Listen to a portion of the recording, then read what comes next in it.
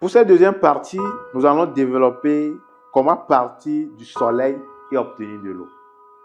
Partir du soleil et obtenir de l'eau est possible. Aujourd'hui, nous avons des pompes solaires qui n'ont pas forcément besoin de la compagnie d'énergie électrique pour pouvoir fonctionner.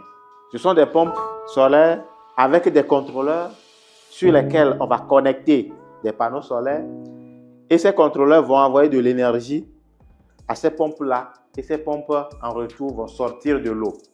Et lorsque vous disposez de cet ensemble panneaux solaires, contrôleurs, pompes chez vous, ça veut dire que vous allez consommer de l'eau gratuitement, 0 francs comme facture à la fin du mois. L'autre faisabilité aussi géniale que ça est que de nos jours, on dispose des pompes hybrides.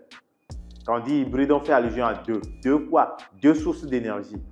On dispose des pompes hybrides qui peuvent fonctionner soit avec les panneaux solaires, soit avec la compagnie d'énergie électrique. Et chez nous, ici, on parle de CET. Et une maison qui a de forage et qui va introduire une pompe dans ce forage, il est conseillé d'opter pour les pompes hybrides. Et là, quels sont les avantages? Lorsque vous avez une pompe hybride dans votre forage, ça veut dire que soit vous utilisez la CET, soit vous utilisez le panneau solaire.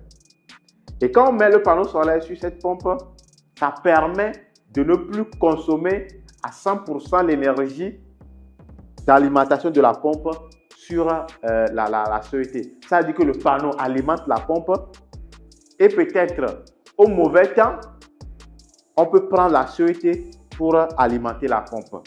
Ça veut dire que le panneau alimente et en deuxième position, la CET également peut l'alimenter. Donc, dans votre maison, si vous avez une pompe hybride, en aucun cas, vous n'allez pas parler de manque d'eau.